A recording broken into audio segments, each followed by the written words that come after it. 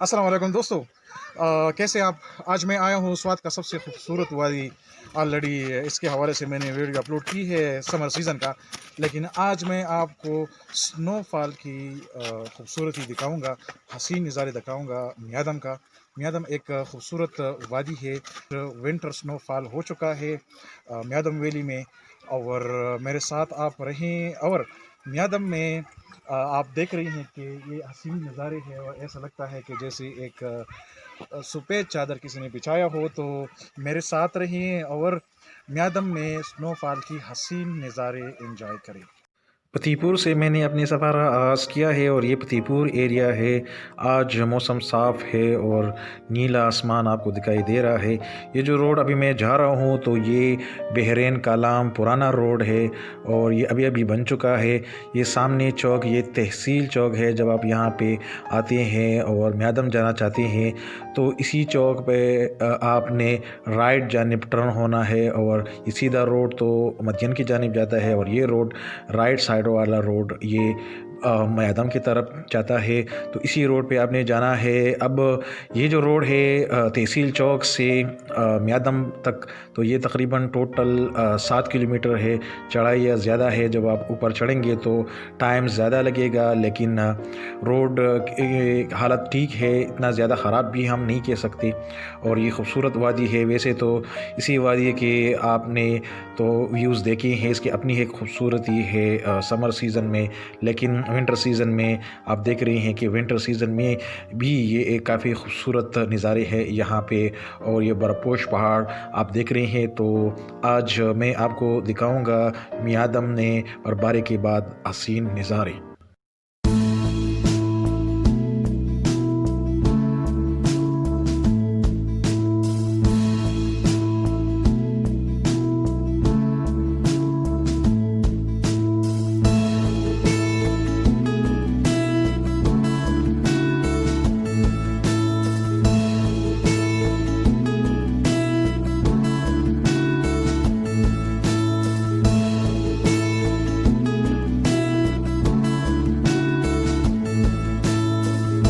म्यादम के मशहूर फलों में से काला अमलूक और सुर्ख अमलूक यहाँ के मशहूर फल है। और ये काला अमलूक के फ्रूट्स है और ये सामने वो लड़के तोड़ रहे हैं, सुर्ख अमलूक तोड़ रहे हैं, हार्वेस्टिंग हो रही है।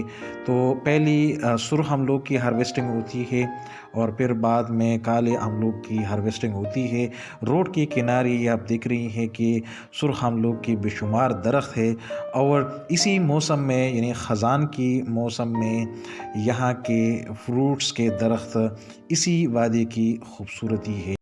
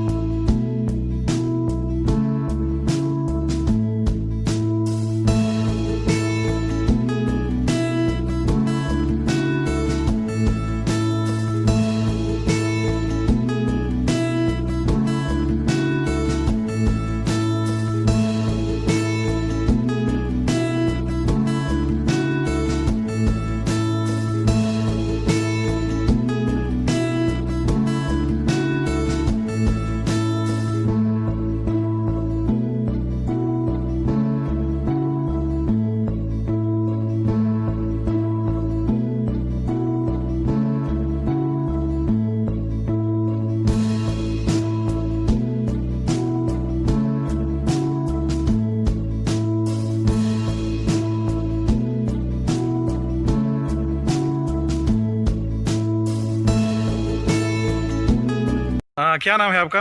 मेरा नाम तो अकबर अली है। अकबर अली है। मैं मैडम पीडीसी में सर्वेंट काम कर रहा हूँ। अच्छा जी, कब से काम कर रहे हैं? मैं सन 1982 से मेरा अपॉइंटमेंट लेटर है। अच्छा, शाबाश।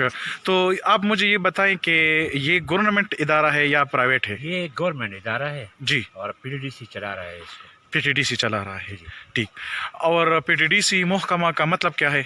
मतलब ये है कि ये रास्ता दिखाने वाला। रास्ता दिखाने वाला। जी। पीटीडी से मुराद रास्ता दिखाने वाला। हाँ। अच्छा जी, अब मुझे ये बताएं कि आप लोगों का गर्मियों में क्या रूटीन होता है, कब से ये खोलता है, और सर्दियों में क्या रूटीन होता है? सर खासकर ये जो म्यादम है, जी म्यादम तो ऑल राउंड खुला रहता है, जी जी मगर अभी गवर्नमेंट की तरफ से ये बंद है, जी। तो अभी हम नहीं दे सकते। अच्छा, तो जब ये खुल जाए, मतलब कोई 19 कोरोना वायरस का, हाँ। कोरोना वायरस की वजह से बंद हो चुका है, अच्छा, तो मतलब है कि जब स्टार्ट ले ले हाँ। तो ये इसका एक प्रॉपर एक चैनल होता है, उसके ज़रिए मतलब है कि रिजर्वेशन हो जाता है। अच्छा जी। तो मतलब है कि अगर रिजर्वेशन न भी हो तो कोई मेहमान वगैरह आ जाए तो हम उसको इधर भी कमरे मतलब ये है कि ऑन द स्पॉट आ जाए मेहमान, हाँ तो जी, आप उसी टाइम जो है कमरा देते हाँ हैं। उसी टाइम भी अच्छा, कमरे अगर वो मेहमान अकेला हो, मतलब फैमिली ना हो उनके पास, तो आप कमरा देते हैं? बिल्कुल देते। अच्छा जी, तो किस हिसाब से देते हैं? असल में सर उसमें ये है ना कि एक सिंगल रूम होता है, एक डबल रूम होता जी है। जी जी। तो डबल रूम का 4500 होता है, अच्छा, और कितने दिन के लिए?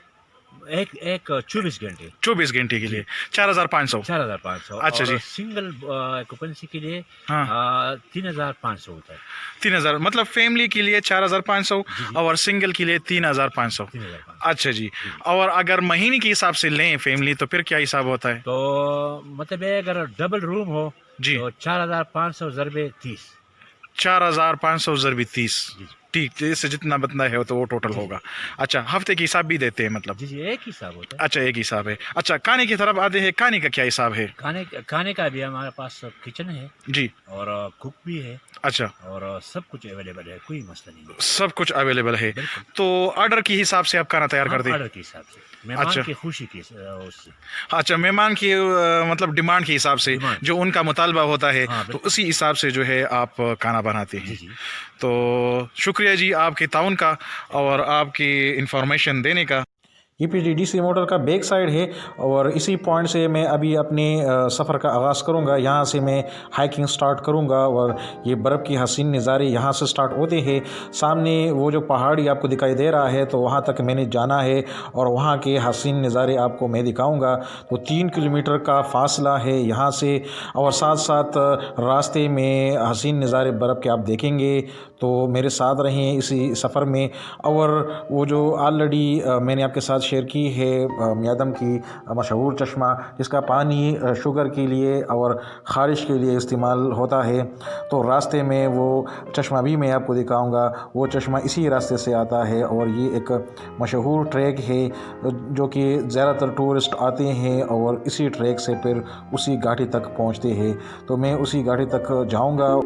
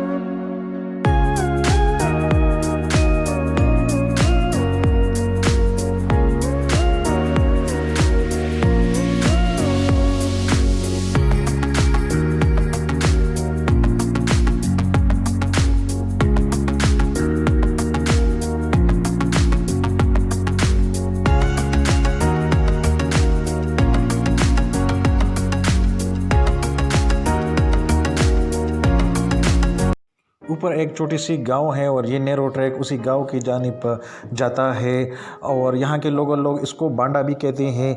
मैं काफ़ी थक चुका हूँ, और यहाँ से 15 मिनट का रास्ता रहता है। बर्फबारी के बाद काफ़ी ठंडी ठंडी हवाएं चलती है, और अब यहाँ पे ठंडी हवाएं चलती है।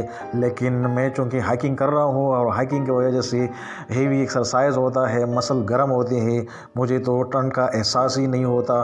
और यहाँ से फिर अब मैं आगे बढ़ रहा हूँ और फिर यहाँ से अब 5 मिनट का रास्ता रहता है उस मशहूर चश्मे की तरफ, और अब मैं पहुँच चुका हूँ चश्मे की जानिब।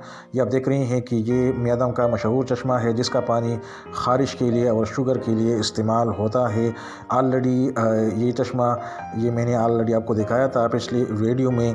तो ये सामने आप देख रही हैं कि ये वही घाटी है और अब मैं पहुंच चुका हूं उसी घाटी तक। तकरीबन 45 मिनट्स में मैं पहुंच चुका हूं और ये सामने ये पहाड़ ऐसा लगता है कि जैसे किसी ने पहाड़ काट के सीढ़ियाँ बनाए हो। और यहाँ पे आप देख रही हैं कि बहुत ज़्यादा बर्फबारी हो चुकी है, चूँकि ये PTDC मोटल से काफ़ी हाइट पे है। तो वहाँ पे आप लोगों ने देखा कि वहाँ पे बर्फबारी कम हुई है। और सामने ये आप देख रही हैं कि बर्फबारी के दौरान यहाँ पे लोग घरों में महसूर होते हैं, अपने लिए राशन जमा करते हैं सर्दी के मौसम के लिए। यहाँ पे ज़्यादातर लोग आलू काश करते हैं और फिर आलू पे ही गुजारा करते हैं। यानी जितनी भी हिली एरिया है सवात में, तो हिली एरिया के लोग अपने लिए राशन जमा करते हैं, महीने के राशन जमा करते हैं, 2 महीने के राशन जमा करते हैं, क्योंकि फिर बहुत मुश्किल होता है कि बर्फबारी में ये लोग निकलें घरों में, फिर ये महसूर होते हैं। तो ये आप देख रही हैं कि काफ़ी बर्फबारी हो चुकी है म्यादम वैली में।